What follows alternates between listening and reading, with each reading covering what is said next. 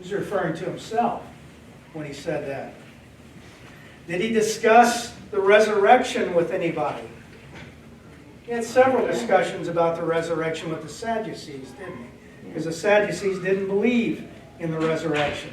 So let's look at events that impacted the Jews during the intertestamental period. First of all, the Davidic monarchy was gone. You know, it ended back in Babylon. After that point, there was never besides Zerubbabel, was a descendant of David, but he was not a king in that sense when they came back from the captivity. So the Davidic monarchy had come to an end. Israel was no longer ruled by a Davidic king. Who ruled over Egypt or Israel at this period of time of Jesus? Rome was the ultimate, but who was the king of the Jews? Herod, and Herod was what? Was he a Jew? He was an Edomite.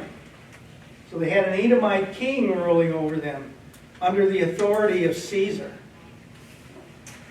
And we saw how the canon had come to had been closed. Does anybody remember when the Old Testament canon was put in place? By what date?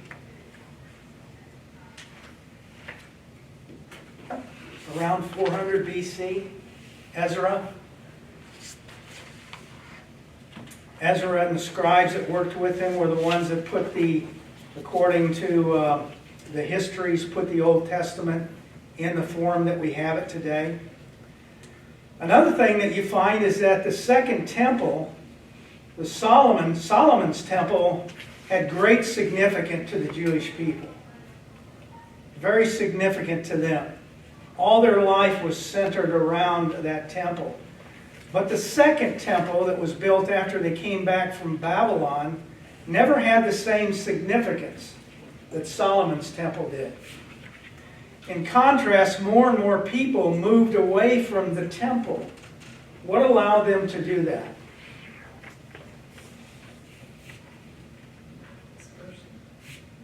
There was another institution that developed during this period of time that allowed them to move more and more away from the temple. The synagogue, that's correct, the synagogue. So the development of synagogue came into being because of the diaspora that was out there. The Jews that were away from Jerusalem and away from Judea and other parts of the world. Another thing that we can look at is during the intertestamental period, the diaspora became permanent. So that more Jews were living outside of Judea than lived in Judea. Tell me what that means, diaspora. That means the Jews living outside of the land. They were dispersed outside of Judea. So by the time of Jesus, there's way more Jews living in other countries, in other words, than in Judea itself. Now, another thing that we see during this period of time is that there were more and more divisions and more fragments of people in the land. Josephus tells us the three main groups were the Pharisees, the Sadducees, and the Essenes. But there were many more than just those. One of the early groups that developed were the followers of Jesus. Okay, it was a group. And they grew to become a religion, Christianity, eventually. Fifth, the Word of God ceased to be exclusively oral and was written down more and more.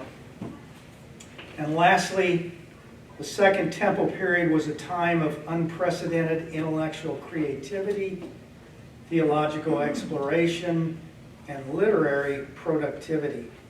What do we mean by that? Well, there were many texts that were written during this period of time, but only a few of them made their way into the canon. Do you remember which books of the Old Testament, which are in this period, the intertestamental period, made their way into the Old Testament?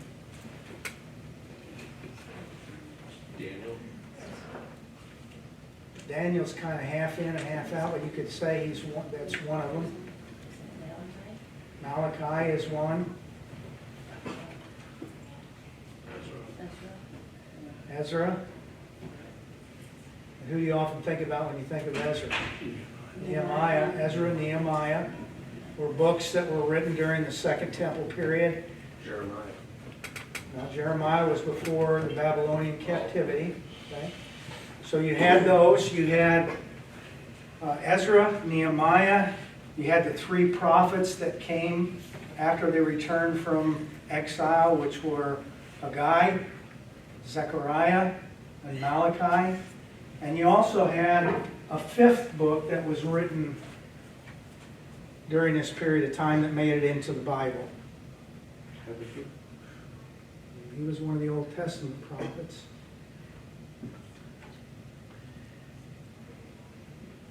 Esther. The book of Esther.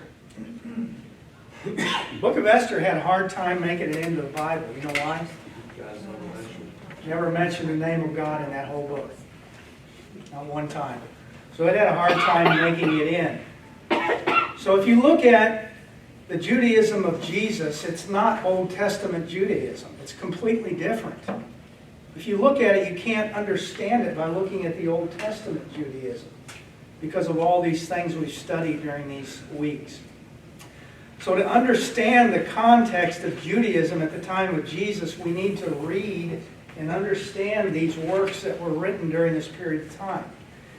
And this gap that exists between the Old and New Testament is only up here in our minds. Okay?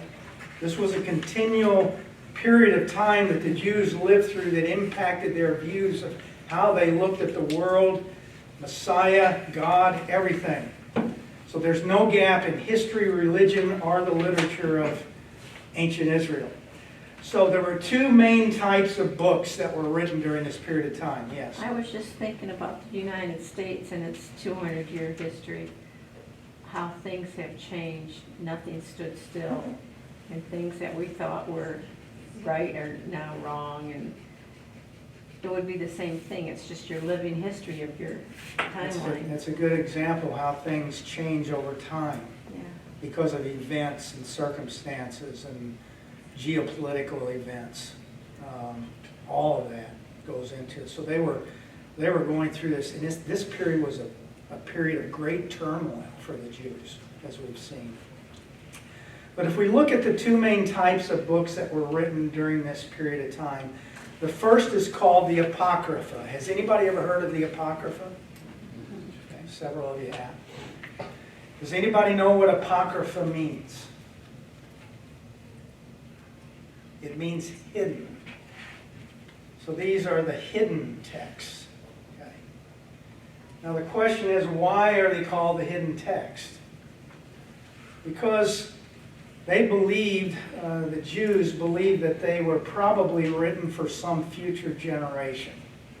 And that the meaning of these texts, the full meaning of them, was hidden at that time, but they would be understood and revealed at a later time. Does that sound like any other book that you have read in the Old Testament? Revelation. Well, it's like Revelation. That's a New Testament book, but what about Old Testament? Daniel. The book of Daniel. What does it say about the book of Daniel? What did he tell him at the end? Daniel, go on and go to sleep with your fathers. This will become known when? Later on, when men are running to and fro across the face of the earth, they will understand the meaning of these writings. It's not really for you to fully understand. So you have that kind of idea that's going on here. But in general, when you look at these apocryphal books, they're reflecting all of the turmoil, all the oppression, all the messianic hope that was within the hearts and the souls of the Jews during this period of time. Now, in your notes, I included the Apocrypha that were in the King James version of the Bible. The first King James version of the Bible, King James 1611, included the Apocrypha. Okay? They were not removed from the Protestant Bibles until 1885. So up until that time, you would find the Apocrypha within the Protestant Bibles. And I listed the books, the apocryphal books that were in the King James 1611 version.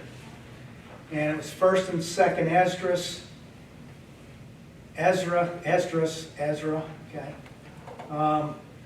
They cover events that are similar to what you see in Ezra and Nehemiah during that period of time. You had the book of Tobit. Anybody ever heard of the book of Tobit? Okay.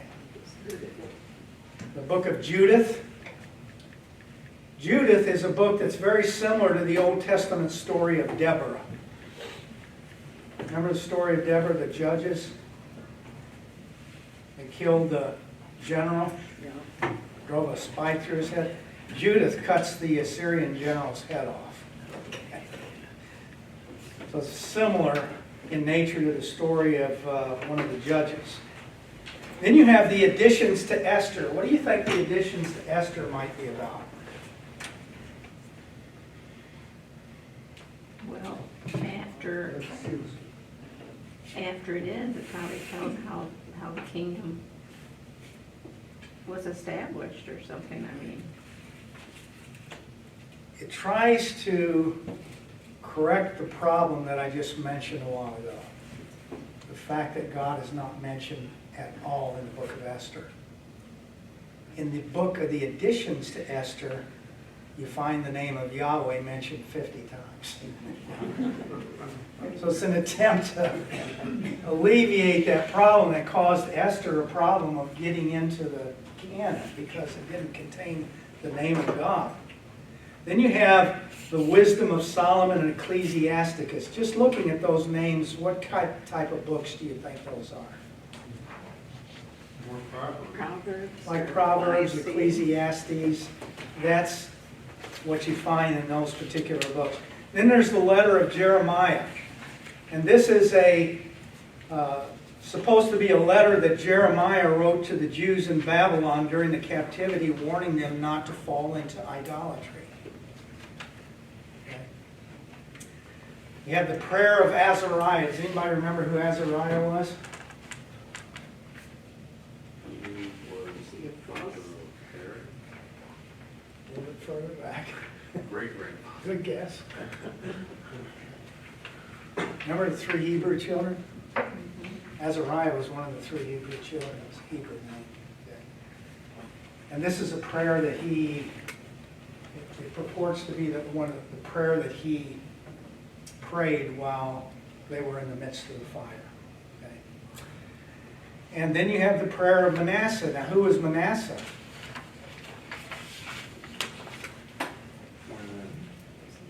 Half-tribes? Was the king. Manasseh was a half-tribe of Israel, but he was a king of Israel. He's the wickedest, probably the wickedest king that ever ruled over Israel. And this is supposed to be his prayer, where he changes his ways, prays to God, forgive him, and that sort of thing. Then, of course, we have 1st and 2nd Maccabees, which we've looked at in our studies, which covers the period of the Maccabean revolt that took place. So these books, as I said, were in the original King James Version. Now Luther, the way these books originally were they were just interspersed in between the Old Testament books. Okay? Has anybody here ever been to a Catholic service? Have you ever sat there and they're reading from Scripture and you're reading this and you're saying, well, where's that in the Bible? Yeah. It's because they're reading from some of these apocryphal works.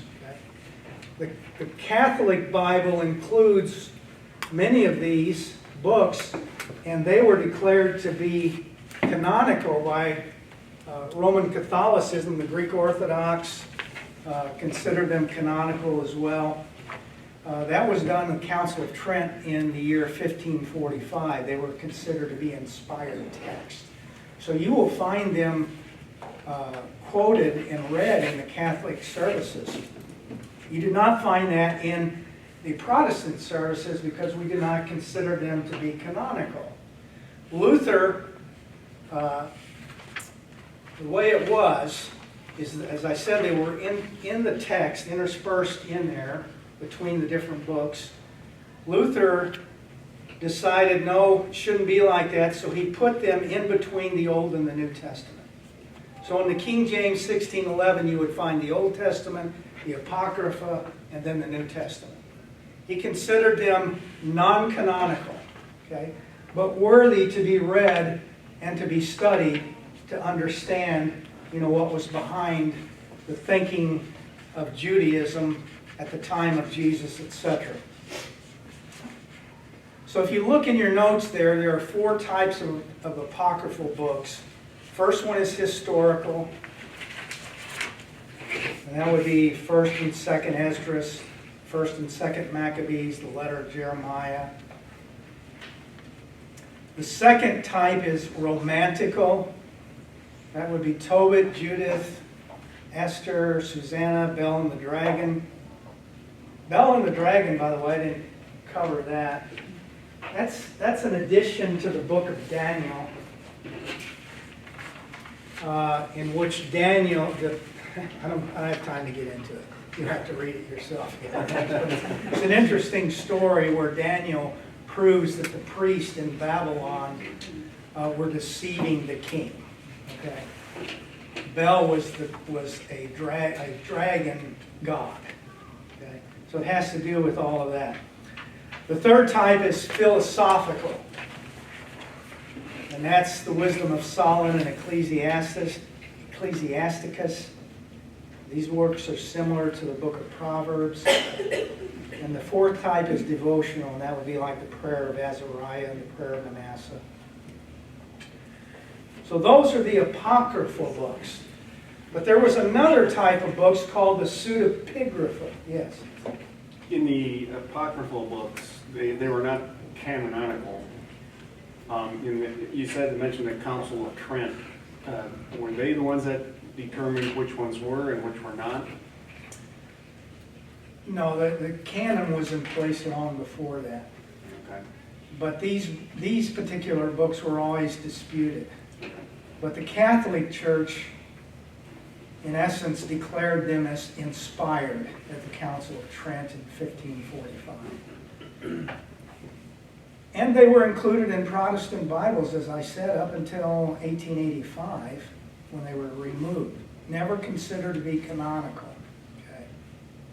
But worthy to be studied for historical and commentary type situations, and still are today. They are still included, as we said, in the Catholic Bible, the Greek Orthodox Bible, and there are other denominations that still accept them as well. So the second type of work was called pseudepigrapha. Does anybody know what pseudepigrapha means? Fake. Pardon? Fake. Fake? Pretend. False? What did, I'm trying to think of his name. I had his name, it just went. Mark Twain. Was Mark Twain his real name? No. Samuel Clemens. It's a pseudonym. Mark Twain was his pseudonym, wasn't it? Right. So what does pseudepigrapha mean? Fake. Writing in the name of somebody else. So these are the second main category of books that you find written during this period of time. And these, I gave you a list of some of them. There's many more, but the Apocalypse of Abraham, the books of Adam and Eve. The books of Adam and Eve, I've read many of these. The books of Adam and Eve is an attempt to try and explain what it was like after Adam and Eve were created, and the things they went through. It's kind of out there. A lot of these books are kind of out there. There are some that are good, and there are some that are kind of wild, okay, in terms of their speculations. But they are works that claim to be the writing of a biblical character. Now, some that are good would be the Book of Enoch. And when I say the Book of Enoch, there are actually 3 books of Enoch. And I'm talking about the first Enoch. Second and third Enoch are Gnostic works. Okay. But first Enoch contains some very valuable information. The Book of Giants we have fragments of that were found in the Dead Sea Scrolls. The testaments of the 12 patriarchs we've gone over, the Essenes, put a lot of confidence in those particular books. And of course, some other books like Baruch and 4 Esdras, things like that, contain some prophecy that are very interesting. But I gave you an example of this type of book is the Book of Enoch. Enoch is an ancient apocalyptic religious text. And it's ascribed by tradition to Enoch. Who was Enoch?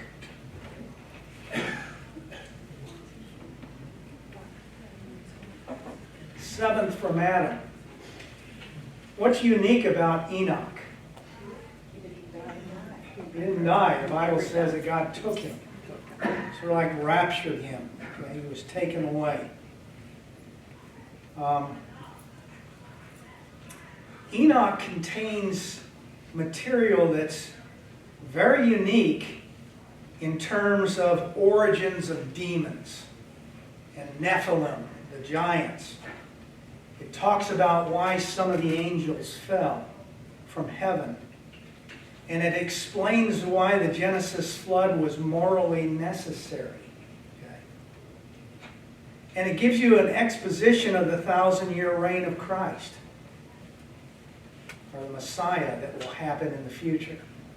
So it contains a lot of valuable information. And this book was quoted by some of the New Testament writers. I gave you an example there, Jude. The book of Jude, chapter 1, verses 14 and 15, comes right out of the book of Enoch. And it says, "It was also about these that Enoch, the seventh from Adam, prophesied, saying, Behold, the Lord comes with 10,000s of his holy ones, to execute judgment on all, and to convict all of the ungodly of all their deeds of ungodliness." So that's coming right out of the book of Enoch. So that tells you that right there, that the book of Enoch was well known during the time of Jesus and the apostles, and well read and understood. And it impacts a lot of the thinking that you see at that point in time, in particular in regards to demons, giants, the Messiah, and the reign of Messiah that would come in the future. It was never considered canon by the Jews. Okay? Yes? Who wrote that book, and where did he get the information? That's one of those things that's been debated for centuries. Okay? It purports to be written by Enoch. We don't know that it was. It's interesting because it appears to be composed of 3 or 4 separate works. Okay? There's a whole section that deals with the Watchers. What happened with that event. That's attributed to Enoch. Many believe that it was Enoch that wrote that and was orally transmitted down through time and eventually written down. There's a whole section that deals with parables in there. There's a section that deals with prophecy. So it's made up of, it's an amalgamation of several. There's also a testament of Noah inside there. Okay. So we're not quite sure who wrote it, but it had a lot of impact upon the thinking of the Jews at the time of the Messiah, Christ, John the Baptist, etc. One of the reasons why it was never considered canonical is because we don't have any Hebrew copies of it. To be considered part of the Old Testament, you had to have it in Hebrew. And we only have Greek and Aramaic copies of Enoch. So it didn't make it in because there are no Hebrew texts that exist or that have been found of it. Some of the early church fathers considered it to be canon. We had Clement of Alexander, who was following down from Mark. Okay? Mark, wrote the Gospel of Mark. He went down into Egypt, formed a school like down there. Clement of Alexander rises out of there. He considered Enoch to be canon. Tertullian and Irenaeus, church fathers, considered to be canon, but most did not. So eventually, that just kind of went away. You know, it was kind of like you're thinking to yourself, well, I think this is canon, but none of the others do, so must not be. I must have been mistaken. So eventually, it was never considered as canon in Christianity. Now, another important type of writing during this period of time in your notes was the Targums. Remember when I talked about the Targums? What were the Targums?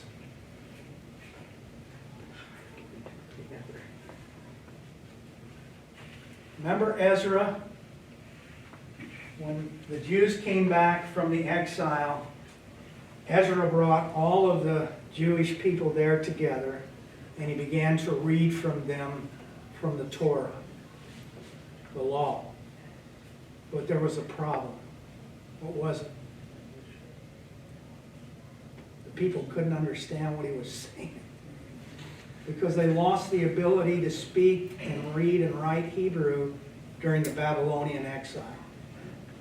So here you have Ezra standing up there reading the law.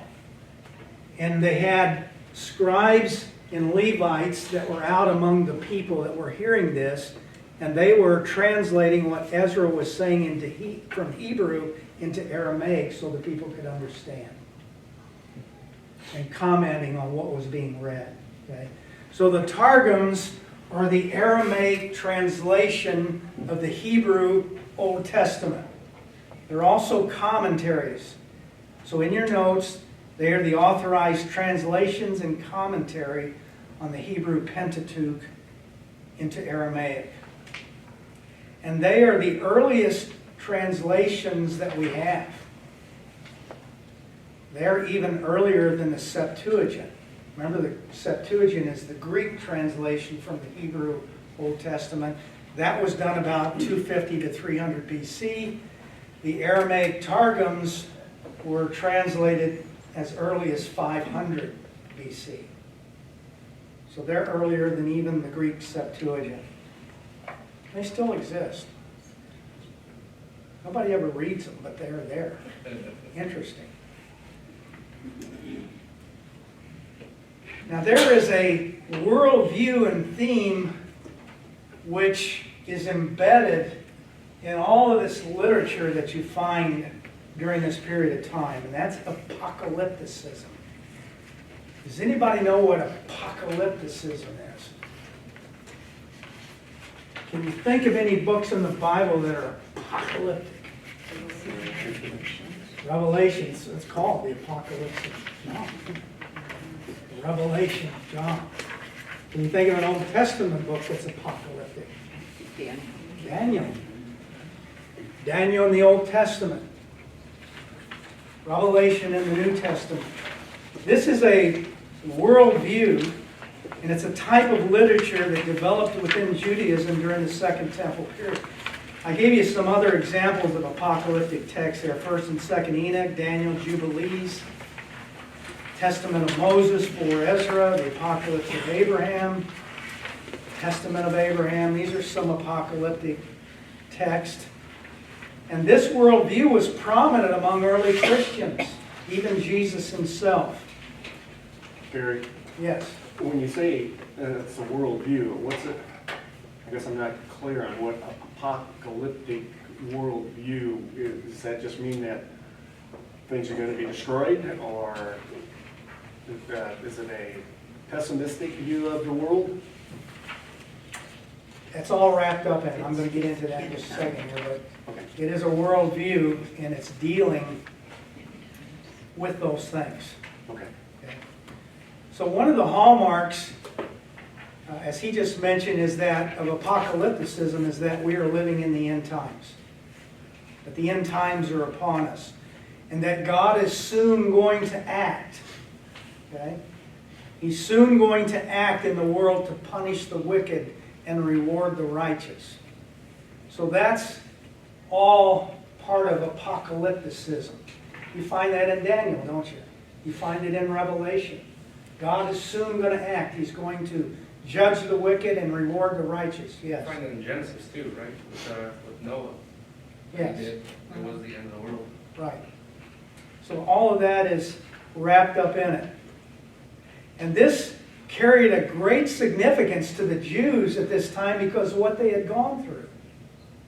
Remember Antiochus Epiphanes and all the destruction of the Jews and the tribulation of the Jews that they went through? They went through like the Great Tribulation back then. I gave you examples of how people were tortured, to convert to Hellenism. And they were literally killed and watched their family members killed in front of them, trying to force them to convert, and they wouldn't do it. So this period gave rise to this apocalypsism that would carry on into Judaism of Jesus and even into the early church, even until now. Now there is a person who really kind of personifies all of this apocalyptic worldview, and that's John the Baptist. So we have seen that during this period of time there was a lot of fragmentation, a lot of different groups, and John the Baptist belonged to the apocalyptic wing of early Judaism. There was a view at the time when John shows up that the world as we know it was about to become or come to an end, and that there was a plan that was unfolding according to the plan of God and predetermined by God. And one such thing in that plan would be the appearance of the Messiah. That Messiah was ready to burst upon the scene. And there are several early Jewish texts that mention a messianic figure who will come at the end of days. Remember, the Essenes had gone out into the wilderness because they said that the Spirit of God had told them to go out there and wait for someone who would rise up from among them who would fulfill the prophecy of Isaiah. One who was in the wilderness crying, "Make straight the way of the Lord." Okay. And that figure, as we saw, was whom? John the Baptist. And we saw that John the Baptist was most likely an Essene or had at least spent time among them. Okay? And with his apocalyptic message and proclamation of the arrival of the Messiah, John the Baptist fits squarely within Jewish apocalypticism. And there was another prophecy in Malachi. Right at the end of Malachi, what does it say? Somebody's coming. Elijah and somebody else. Speak louder. Elijah. Elijah. Yeah. Behold, I will send you Elijah, the prophet, before the coming of the great and dreadful day of the Lord. Now, what did they come and ask Jesus about John the Baptist? Are you Elijah? Are you Christ, or are you a prophet? And then who are you? They asked John that, but what did they ask Jesus about John? Is he Elijah? Is John Elijah, the prophet that was prophesied to come? And what did Jesus say? No. He said, if you accept him, then he is. Okay? If you will accept him as being that, he is Elijah. But they didn't, did they? They did not accept him. So let's look at characteristics of the Second Temple Jewish apocalyptic literature. I'll tell you what, I'm going to leave that for you to go through on your own time because there are some examples that I want to get to, and we're getting close to running out of time here. So let's look at some examples a little bit further in your note there of Son of Man. What did Jesus most often refer to himself? What title did he refer to himself? Son of Man. Son of Man. Almost always, he said, what he said, the Son of Man has nowhere to lay his head. You'll find him referring to himself as the Son of Man over and over and over. He said in Matthew 25, when the Son of Man comes in his glory and all the angels with him, then he will sit on his glorious throne. So, if you read the term Son of Man, what does that mean in your mind? What do you think it means? No right or wrong answers. Yeah, right. He's a human birth. The Son of Man, born of human birth. What else could you say about the Son of Man? And he came to save me. Came to say he's a messianic figure. Born human, and yet a messianic figure, the Son of Man. Okay? Well, we have to ask ourselves, where in the world did that term come from? Now, there are scholars that will say, if you look at your notes there, that it comes from Daniel, chapter 7. I saw in the night visions, and behold, the clouds of heaven, and there came one like a son of man. He doesn't say son of man, he says it's like a son of man. In other words, he's like a son of Adam. He looked like a man, is what Daniel is saying there. So Daniel sees a vision. And that one who looked like a man was given dominion and glory and a kingdom. Okay? And his kingdom will not be destroyed, is what Daniel says. But if we really look at where this term comes from, you have to go into the literature of the Second Temple period, and in particular, the book of Enoch is where you find this. If you'll read there with me, there I beheld the Ancient of Days, whose head was like white wool, and with him another, whose countenance resembled that of a man. Okay? And one sentence down. Then I inquired of the angels who went with me, and who showed me every secret thing concerning this Son of Man, who he was, whence he was, and why he accompanied the Ancient of Days. And he answered and said to me, this is the Son of Man, to whom righteousness belongs, and with whom righteousness has dwelt. And he will reveal all the treasures of that which is concealed. For the Lord of spirits has chosen him, and his portion has surpassed all before the Lord of the spirits in everlasting uprightness. And this Son of Man whom you beheld shall raise up kings, and the mighty from their couches, and the powerful from their thrones, and break in pieces the teeth of sinners. So here you have this Son of Man term as it is. And you can see that it's a messianic term. It says that this Son of Man has been with the Ancient of Days. And he surpasses the righteousness of all the other spirits before the Lord of spirits. Okay? So if you look at where the term Son of Man is actually coming from, it's coming from the book of Enoch. And you'll also find it in 4 Ezra. And if you look there, I underlined, and I beheld, and lo, that man waxed strong. And a little bit later on it says there was gathered to that man a multitude of men. And that multitude of men tried to destroy this man, in essence. But it says that he judges them by fire which is issued from his mouth. Do we ever see that vision of Christ with fire? Sword. Okay. You see that in the Bible. Here you see it in this intertestamental work. A little bit later, it says that he burnt up all these wicked. And then a little bit later, I saw that same man come down from the mountain, and there were gathered to him those who were weary and sorry and bound. In other words, he's setting the captives free. So you're getting more of this idea of who and what the Son of Man was. And then he says a little bit later in 4 Ezra that it's explained to him the meaning of the vision. Whereas thou saw a man coming up from the midst of the sea, the same as he whom God has kept for a great season, which by his own self shall deliver his creature. So God has kept him for a long time, and he will deliver his creature, or mankind in essence. And this, my son, okay, He's called my son by God.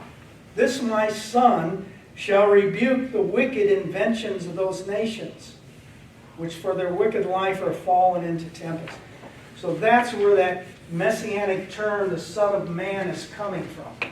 All this is, it's like a whirlpool of ideas and thoughts and messianic expectations that's occurring during this period of time and coming to fruition when the Messiah makes his appearance. Now, another example here is on the resurrection. And I gave you an example of a Second Temple author, Second Baruch. Anybody know who Baruch was in the Old Testament? Go with Deborah. Was he that one that because he wanted her to go with him, that he had victory? He had victory, that it would be true to her. I think he was a scribe. Good. That's a good guess, but it was actually Jeremiah's scribe, Baruch. Yeah. So this purports to be written by Baruch.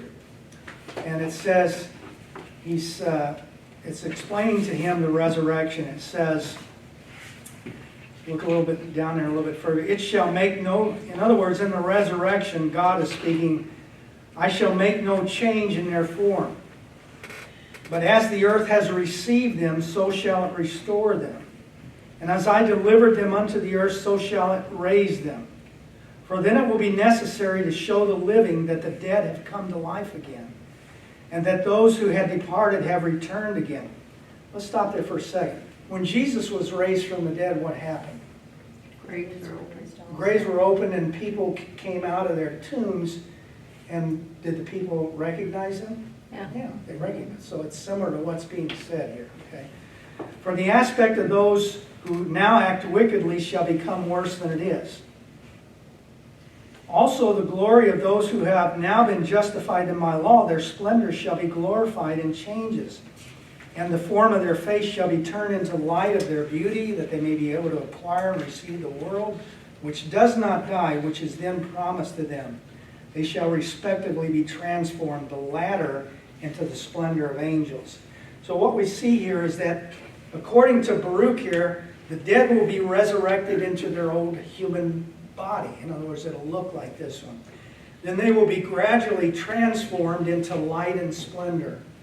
And they will assume any shape or form that they desire. Okay? Until at last they will be more excellent than the angels.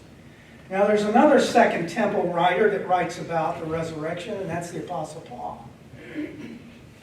Apostle Paul was a Second Temple writer. The temple was still standing when he was living. And he writes in 1 Corinthians 15, he says, how are the dead raised? With what kind of body do they come? And he says in verse 44, it's sown a physical body, but it's raised a spiritual body. Okay. So Paul and Baruch are both Second Temple Jewish authors. Paul says there's a discontinuity between this body and the one that's raised. Second Baruch says there's a gradual transformation that takes place of that resurrected body. Now, another interesting thing Baruch said was that those who are wicked will become more wicked. Okay? And those who are righteous shall be changed until they exceed the glory of the angels. So if you die in your sins and go to hell, what does that mean? Good news. Whatever you were just continues to get worse and worse and worse and worse. Okay? And likewise, if you're among the righteous, you go in the opposite direction. In the resurrection. Now I'll give you one last thing here. We're actually past time. You want me to stop or give you one last thing? One last thing, okay. If you need to go, go ahead. But I gave you an example of angels and the origin of demons. When Moses writes in Genesis chapter 6, he's just giving us the briefest outline of what took place there when the sons of God saw the daughters of men. And then he goes into how the world became wicked and God had to judge it. Briefest of outlines. He doesn't go into any depth about what happened. What you find, if you look at some of these other texts, the Aramaic Targum that I've mentioned to you, reads this way. Shamzazai and Uziel, who fell from heaven, were on the earth in those days, and also after the sons of the great had gone in with the daughters of men. So the Targums interpret this to mean that the sons of God were angels. And they list two of them in particular, Samjaza and Azazel. In the Targum, that's giving the Aramaic name. That's why it sounds a little different there.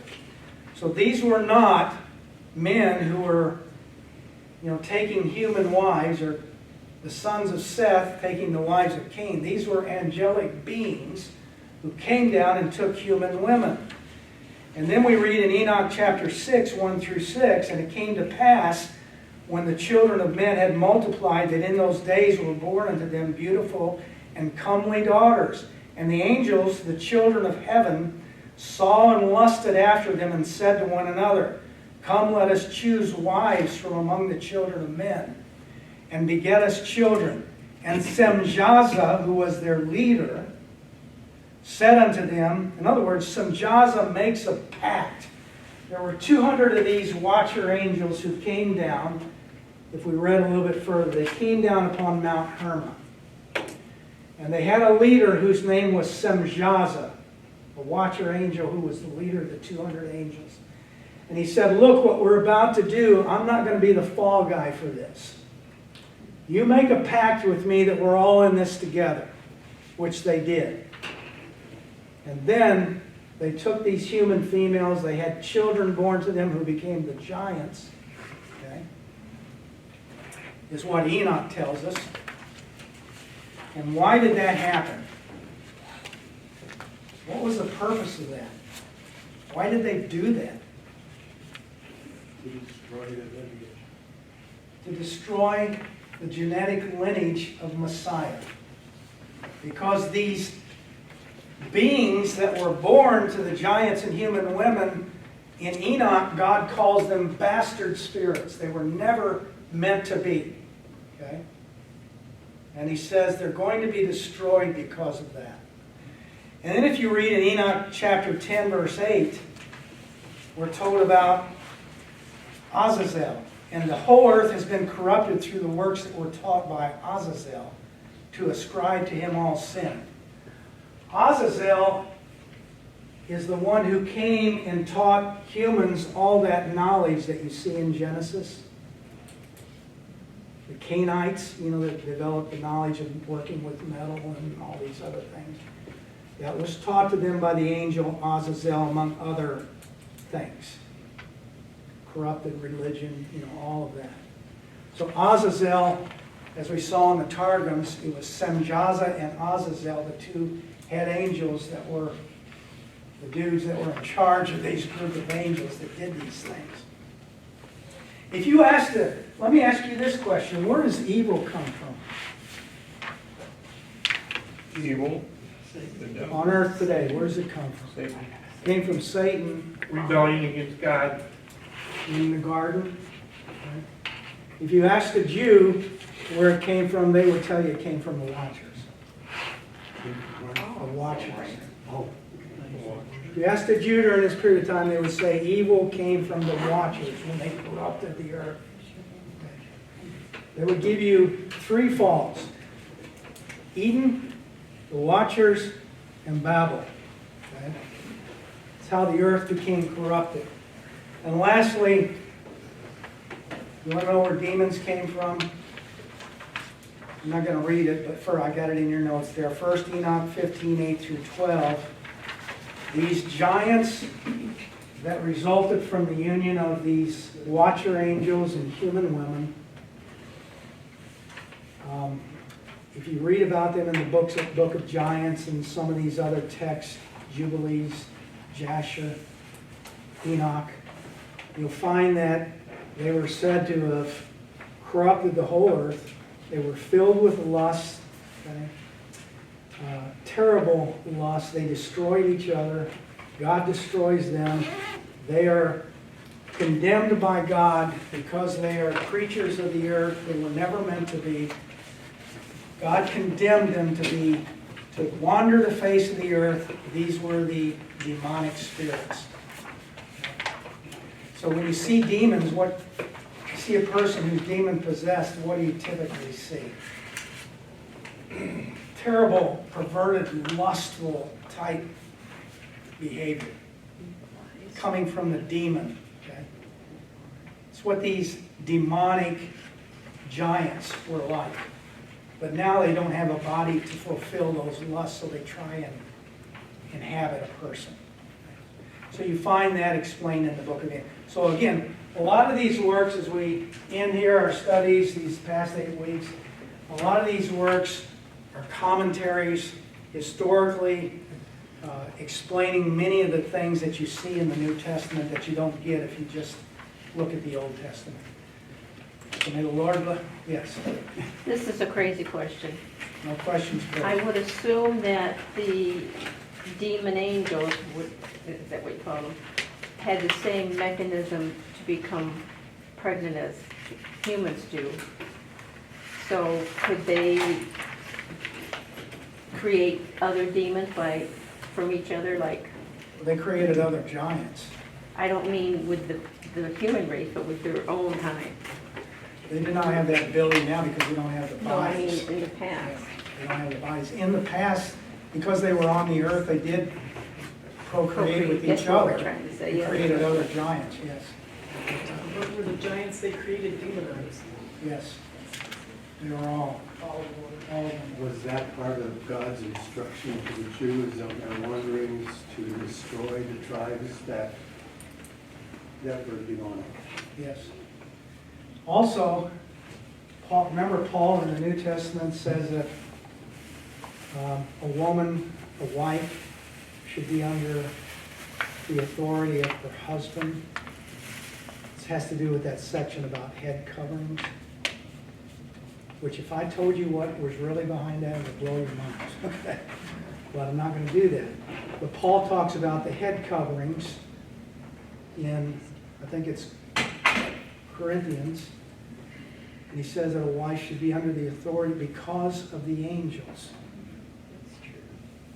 What's he talking about? He's talking about the watcher angels who back then saw human females. It happened back then, and Paul's thinking, well, it could happen again. And what did Jesus say? What will it be like when he returns again? It will As be in like the days of old. the days of Noah. And what was going on in the days of Noah? There was genetic corruption that was taking place. Are they corrupting DNA today? They're doing it today. Okay. There was all kinds of satanic activity. Do we see that today? The earth was filled with violence. Do we see that today? The earth was filled with perversion. Do we see that happening today? So everything that took place then we're seeing happen now. And Jesus said it will be like that when he returns. So if we look back at the Essenes, I told you they were renowned as being very accurate prophets. The Essenes said that this age ends in the year 2075. But we enter the last Jubilee in the year 2025, 50-year period. Okay. At the end of 2075 was the end of the age according to their way of thinking. I'm just telling you what they said.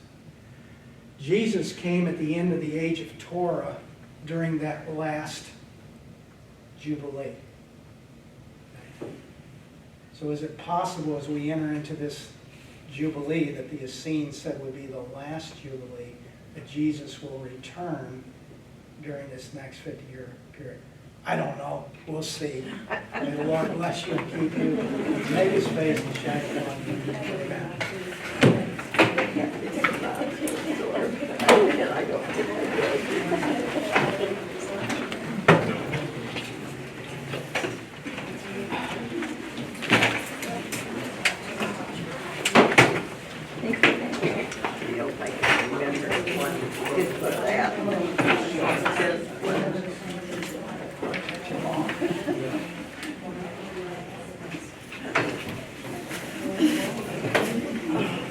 The roots in South Iron. Oh, is that right? Yeah, good name. Good, how about you? You didn't, yeah.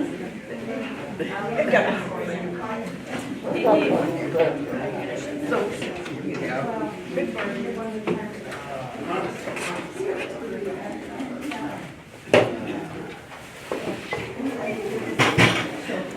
he saying? About what? It ends.